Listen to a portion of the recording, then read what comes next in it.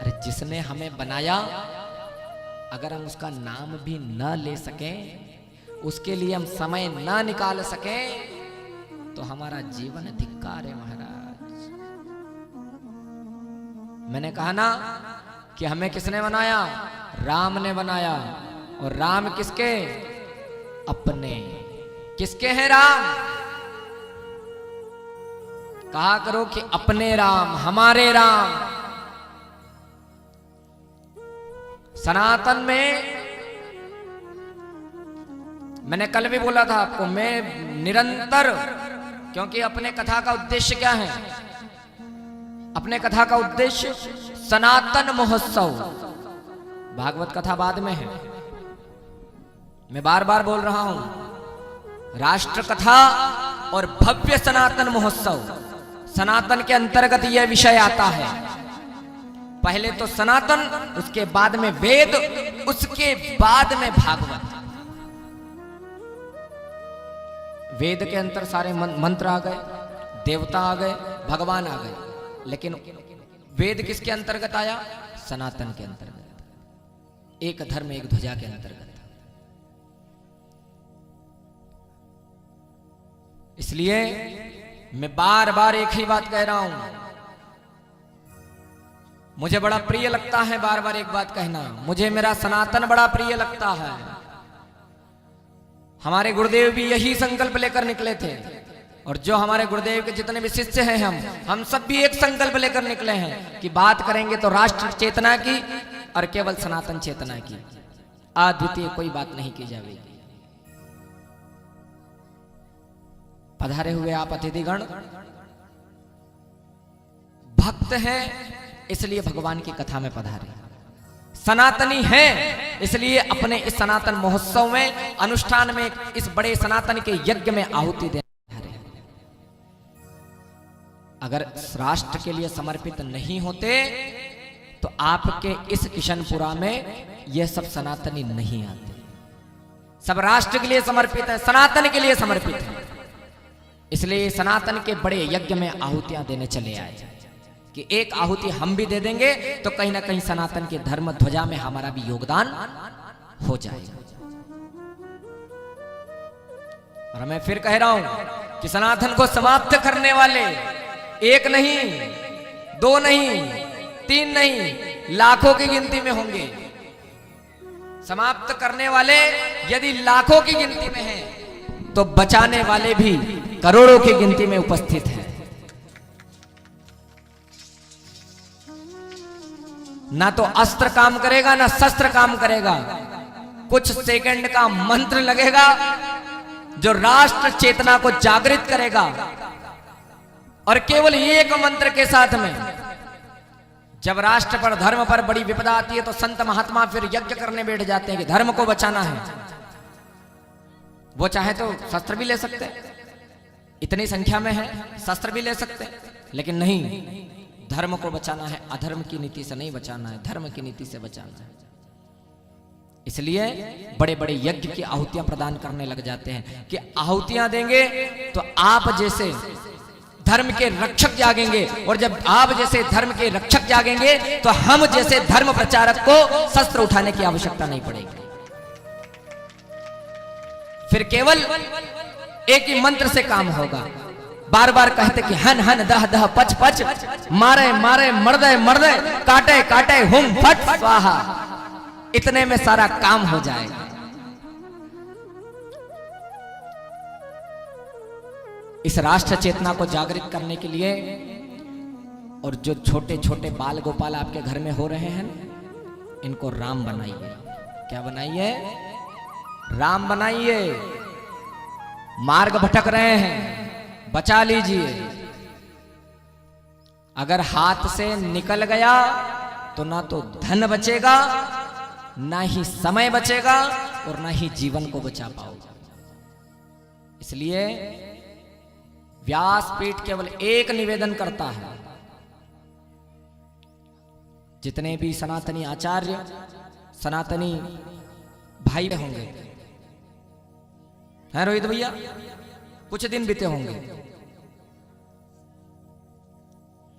हिंदू बेटियों को फंसाकर उनके साथ में अभद्रता की जाती है सोशल मीडिया के थ्रू।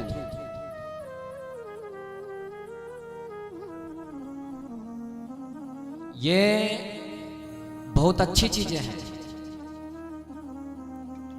और सबसे घातक अगर हमारे समाज में है तो ये है। अभी एक साध्वी ने इसके चलते प्राण को त्याग दिया है। आपने सुना होगा जोधपुर में प्रेम बाई साहब। अभी कुछ समय गुरुदेव भी प्रस्थान किए हैं वहां पर। अभी आएगी कुछ घटना समय साथ में लव जिहाद का ही मामला नजर आएगा। इसलिए केवल हाथ जोड़कर आप सबसे करबद्ध निवेदन है कि अपनी बेटियों को फोन दें, लैपटॉप दें, करोड़ों की चीजें समर्पित कर दें, लेकिन उस मार्ग में मत चले जाना जिस मार्ग में तुम्हारा काल बैठा है।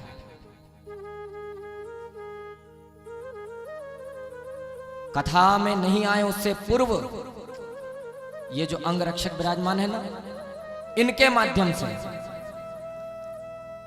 एक वामपंथी को पकड़कर जब उसको फोन चेक किया गया तो केवल मेरी हिंदू बहनों के फोटो दिखे, केवल मेरी हिंदू बहनों के अभद्र चलचित्र नजर आए। और इंसान इंसान होता है, अच्छे अच्छों से फिसल जाता है। लेकिन सतर्क रहें, सावधान रहें, क्योंकि भागवत को एक साइड करके भगवान राम के चरणों में वाणी को समर्पित करते हुए मैं एक चीज कहना चाहता हूं कि सुंदरता पे तो हर कोई मोहित हो जाएगा, हर कोई मोहित हो जाएगा। आपकी सुंदरता पे हर कोई मोहित हो जाएगा, लेकिन अपने बाप की तरफ देखना कि तुम जिस सुंदरता को मोहित करवाने जा रहे हो ना, एक बाप एक आस लेके बैठा हुआ है घर में कि अपने हाथों से कन्यादान करूंगा। और जिस दिन वो बाप कन्यादान करेगा ना, तो पूरी जिम्मेदारी वो बाप उठाकर चलेगा कि इस कन्या की पूरी जिम्मेदारी मेरी है। गलत हाथों में नहीं सोचेगा, आपको किसी को गलत हाथों में नहीं जाने देगा। और स्वयं का निर्णय से गए, यदि स्वयं का निर्णय लेकर गए तो वो मार्ग कभी भी सत्य साबित नहीं होगा प्यारे। जिस दिन उस व्यक्ति को पकड़ा गया, फोन चेक किया गया, कई प्रकार का दंड दिया गया, पकड़कर खूब अच्छे से दंड दिया गया, लेकिन क्या होगा? क्योंकि गलती मेरी है, गलती हमारी है। अगर हम सुधर जाएंगे तो किसी के बाप की मजाल नहीं जो हमारे ऊपर आंख उठाकर देखे। इसलिए सनातन वक्ता के रूप में प्रसारित हुए हैं, इसलिए सनातन धर्म को जागृत करने के लिए आए हैं।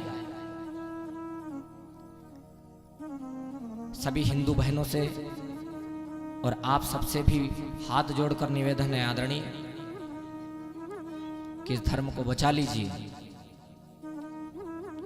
अन्यथा बहुत कम समय लगेगा, बहुत कम समय।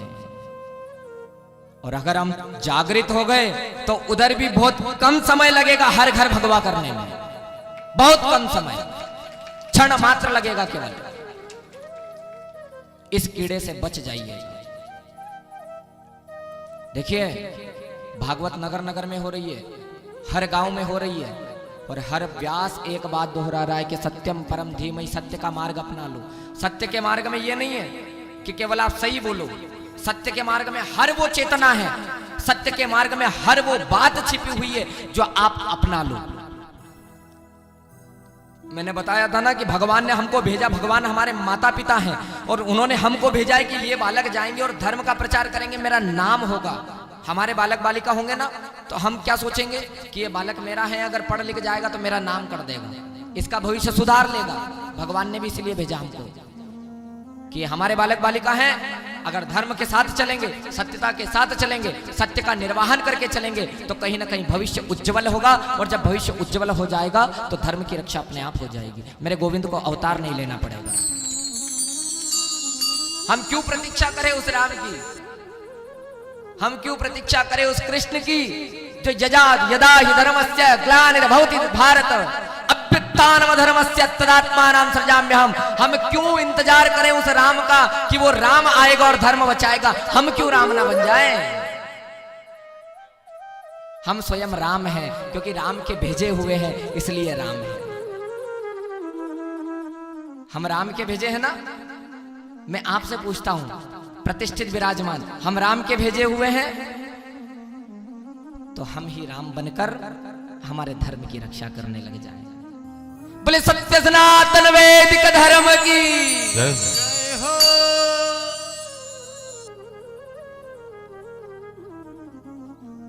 राष्ट्र चेतना, राष्ट्र जागृति के साथ ही हम परम रसिकों की वाणी, मोह रहो रसिका भुवि भावुकः, निगम कल्प त्रोर गलितम फलम सुख मुखाद मृत द्रव संयुतम। परम रसिकों की वाणी श्रीमद् भागवत कथा। अच्छा